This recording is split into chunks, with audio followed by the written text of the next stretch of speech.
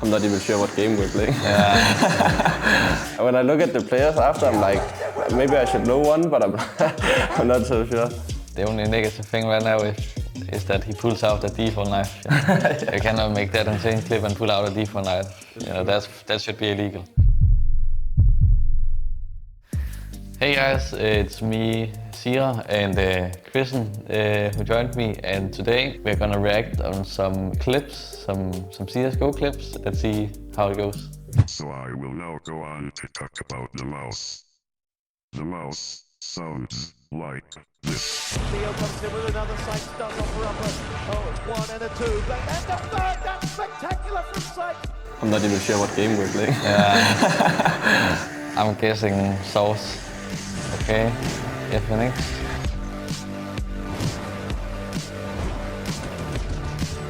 Ja, owning. Markelo from Blaze. Okay.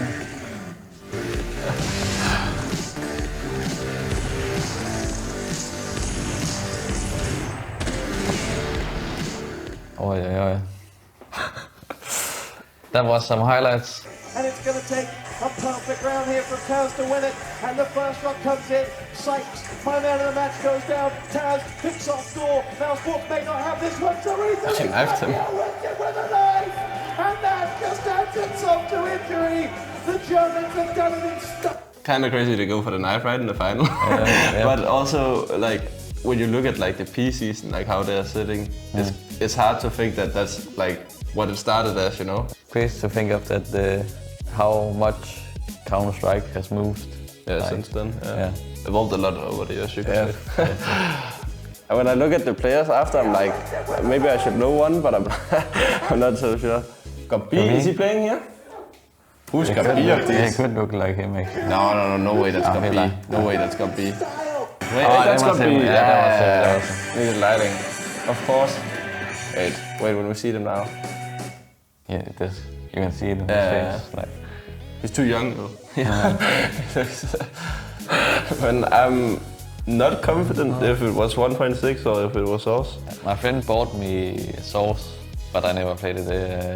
That was when CSGO was out. I have seen some streams with it, like where I think it was Get Right or something, like, or Forest, like they tried playing it again. Wants to try and hold off the rotations. Oscar's gone. Chris isn't. Op still in the picture. Op still very much in the round. Oh, Chris! He's found 3. It's down to a 2-on-2. Chris, can he close this with an ace? Oh my! This is so iconic, right? And I love the way that the commentary is like going throughout this. I remember watching it live, and in this scenario, you feel like he should save, right? But when he got the first 2 kills, you're like, okay, it's on. It's so crazy. The only negative thing right now is that he pulls out the default knife. You cannot make that insane clip and pull out a default knife. That should be illegal. Is he really going to take this fight again? It's Krieg versus Zorp, and precise as always. An 11th for Watsik and a crucial opener for Mousesports. It was 6 in a row, and he's got 2 in a row. 4! Sam jumps into the jaws, and Watsik, he's so damn hungry here. He's had his dinner. It doesn't matter where they come. Wasn't this in Denmark? Yeah, it was in Odense. Yeah. I was in the crowd for this one. For this one? Yeah. I was only for the Saturday, the semifinals. I mean, yeah, I remember this one, I would say quite a bit. I mean, mostly the atmosphere. It was crazy, man. People were cheering so much for MOUZ at the time because of Garrigan, of course, in Denmark. So, yeah, good memories from this one. Mouse's buy is going to be torn away from them very, very quickly by Titan. Oh my god, Nico gets 3, 4! Oh my lungs, I don't believe it! Shocks then has just to find one more. The molly isn't going to touch him. And what on earth has just happened as Deagle is on fire and Shocks is going to walk into it as well. Nothing to say for this one. I mean, there is a smoke there, but Chris J looking out towards mid. Here comes the hit. Yeah, that smoke man actually helped him with the rocks, and a great corner sprays in, and he gets all the kills, headshots in a row, unbelievable, and that's gonna be overtime. Look at Oscar just laughing.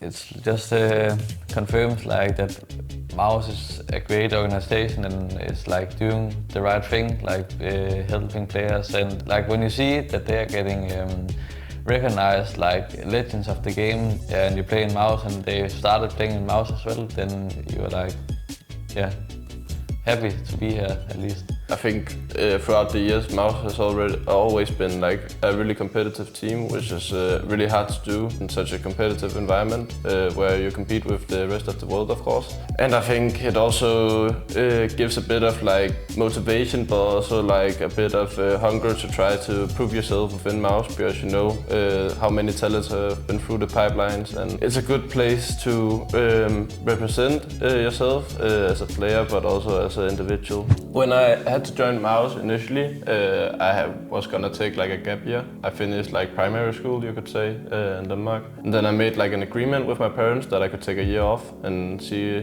where it would take me. The thing about, of course, playing for MOUZ NXT is that we play on full time, so it's hard to both have school and play at the same time. At least for me, I've never really thought about school that much, other than when I finished, I really wanted to go and play CS.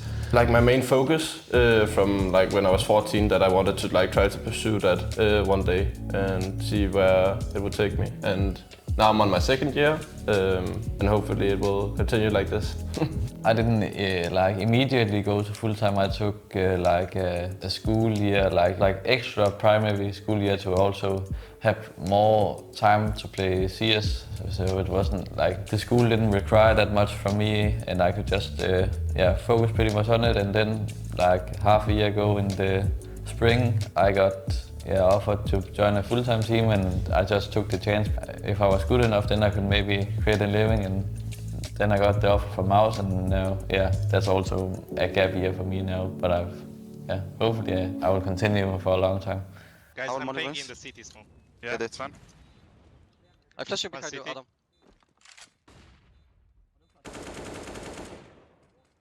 But be ready to fight. 100 runes. City is clear, watch out runes. I have runes. I don't need one. Runes is dead. Up runes should be.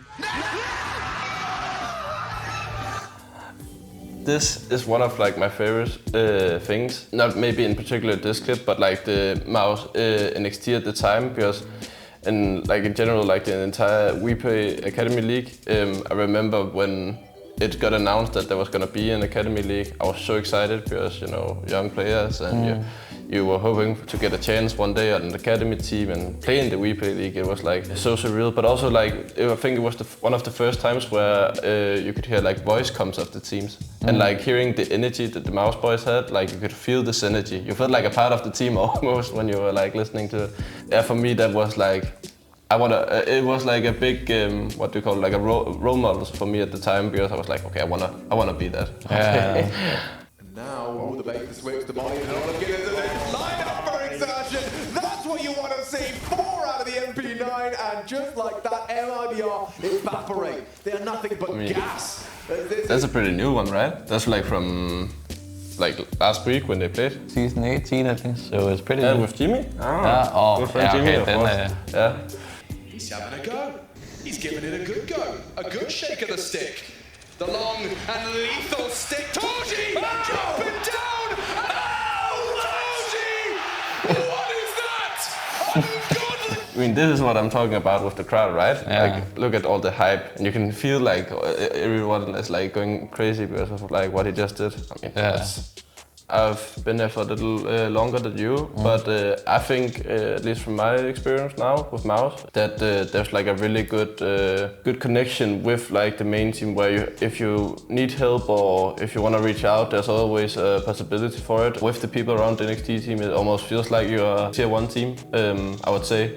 So it's not like you're missing anything. At least for me, it's been really good and really professional. I haven't had that much experience outside of MOUZ, of course, but I had a short stint where I got to see some of the better Danish teams, how they do it, and I think it's a bit night and day with like all the things and the structure around how we do it here.